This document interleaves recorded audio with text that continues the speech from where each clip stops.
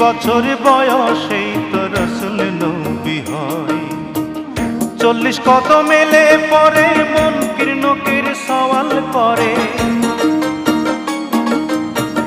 40 কদম মেলে পরে মন কীর্ণকের সওয়াল করে। মুর্দা তখন জিন্দা হয় রে মাটির কবরে। দমে দমে 40 বার ভাবো রে মনকে তোমার। দমে দমে 40 বার ভাবো রে মনকে তোমার।